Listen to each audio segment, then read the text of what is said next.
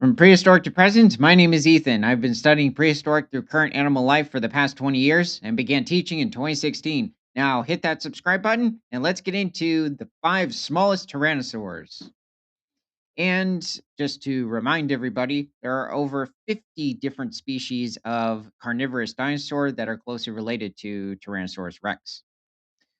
So, starting off with Guanlong. So, this is a species of small tyrannosaur from the late Jurassic period, around 166 million years ago in China. And this individual could reach over 13 feet in length, or pushing 4 meters, and weigh up to 300 pounds, or a little over 140 kilograms. And this individual was probably feeding on different species of amphibians and reptiles in the area that it inhabited. But with its size, it did have the potential of preying on smaller species of dinosaurs. Now, this is interesting. This is actually the model from the show Dinosaur Revolution back in 2013, and it's quite skinny. But what was interesting is that in the show they also added like a chunky Guanlong friend to this individual. So I don't know, like Asterix and Obelix. I don't know how to compare it. Anyway, um, this animal did not have a very robust skull structure. Many of the early tyrannosaurs didn't in general. They had more lightly built skull structures, much of like what you would see in earlier species of carnivores, even later species. But that's an entirely different group of theropods. And Guanlong did possess a large crest on the top of its head. Now, the earlier tyrannosaurs would also have single shaped crests, and not like with what you would see in members of the Dilophosaur family, which would have double shaped crests, such as Dilophosaurus. Now, heading to the next species of tyrannosaur is Dilong, which is a species of tyrannosaur that also inhabited China, but much later after Guanlong. This is around 125 million years ago, towards the beginning of the Cretaceous period. So, not Guanlong. Dilong would have coexisted with different species of long-necked sauropods at the time, as well as different species of earlier iguanodontids. Now, Dilong was smaller than Guanlong, probably not reaching much more than 8 feet in length, or pushing a little over 2.5 meters, and probably weighing around 100 to 150 pounds, or a little over 60 kilograms. But this individual was likely maybe feeding on dinosaur hatchlings and going after smaller amphibians and reptiles as well. And it did have to watch out for a much larger species of theropod dinosaurs in the region. This is an interesting painting. This is actually very well done. It also it tends to be quite accepted in our community that the pretty much all the early tyrannosaurs were covered in feathers. And there are many also species of mammals that have been found in the regions where the early tyrannosaurs have been discovered, especially Dilong, Guanlong. So it's very possible mammals were like protein supplements for them. And so let's head over to the next creature, which is Proceratosaurus. Now, this is a less talked about animal. And the something I didn't mention is that Proceratosaurus belongs to the famed family of Tyrannosauroideae that Dilong belongs to. And that is specifically the Proceratosauridae family of the Tyrannosaur lineage.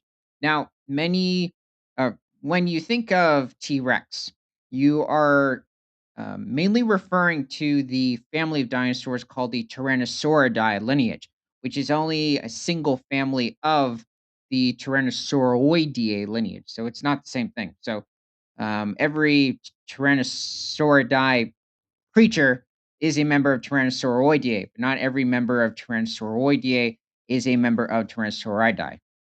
Anyway, let's continue. So, Proceratosaurus existed over in Gloucestershire, England, around 166 million years ago. Um, so, this is one of the first species of tyrannosaurs to evolve. However, it would not continue on to the lineage that would eventually become the larger tyrannosaur species, such as Tarbosaurs, T Rex. However, species like Dilong and Guanlong likely did. I mean, who is it? I'm mixing somebody up. Anyway, so Proceratosaurus was probably somewhere around 11 feet in length, or pushing a little over 3 meters, and probably weighed somewhere around 170 pounds, a little over um, 56 kilograms. So this individual was also likely feeding on smaller species of dinosaurs, as well as different reptiles, amphibians, and smaller pterosaurs within the region. Something that also the other species of early tyrannosaur would have fed on. And this is the skull of Proceratosaurus. It's very much intact. It's unfortunate that the upper half seems to have just been completely sliced off, but this distinct characteristic on the edge of the skull is a peculiar sign that the crest would have been focused on the top of its head. Now, um, going to the next individual. Oh, I believe still Proceratosaurus. Well, something to mention while we're still on this animal is that the Proceratosaurids evolved around the same time as Tyrannosauroidea evolved as well, which is around 166, 167 million years ago.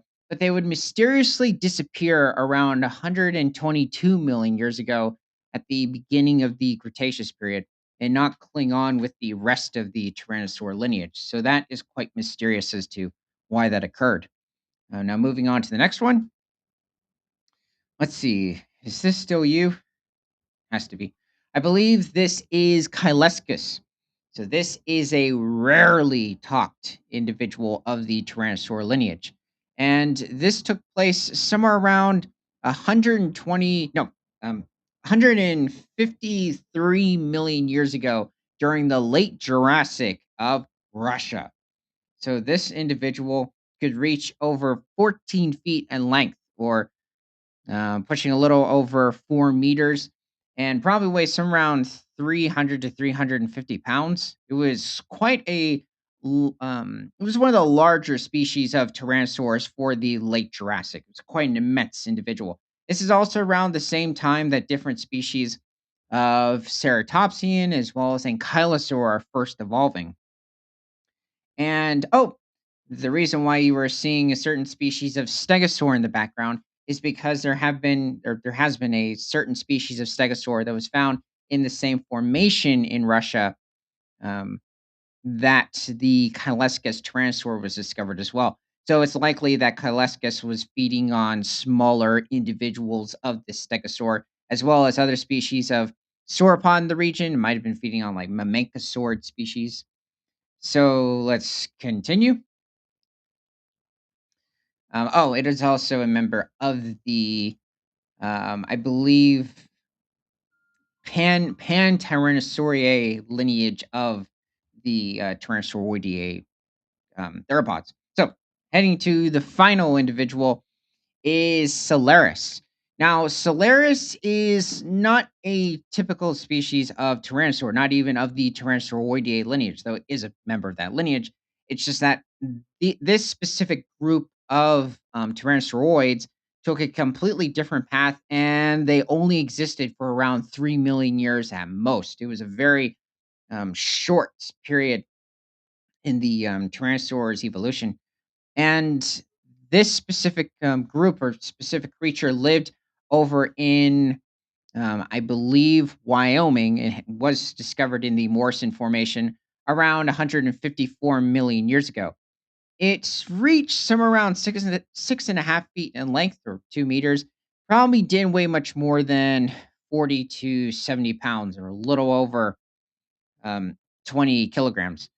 So this individual is probably feeding on different species of insects, probably hunted small amphibians, might have preyed on reptiles, likely was feeding on the smaller species of mammal at this point. Also likely a solitary hunter, but there's no evidence to suggest that it was only solitary or was a pack hunter. And um, it's probably covered in feathers like the other tyrannosaurs. Now, when looking at the tyrannosaurs as a whole, and this is also including the larger species like T. rex, all of these creatures are members of the Coelurosauridae lineage of theropods. That would also include the raptors, even the megaraptors as well, or the dromaeosaurs. but they were a very successful group, and the tyrannosaurs would continue to exist up until the extinction event around 66 million years ago at the end of the Cretaceous. So, let me know what your favorite species of tyrannosaur is. And from prehistoric to present, my name is Ethan. This is Creature Guide Live Daily News. Remember to like, comment, subscribe if you love talking about animals, and share this show with everyone you know, because nothing is better than all animals all the time.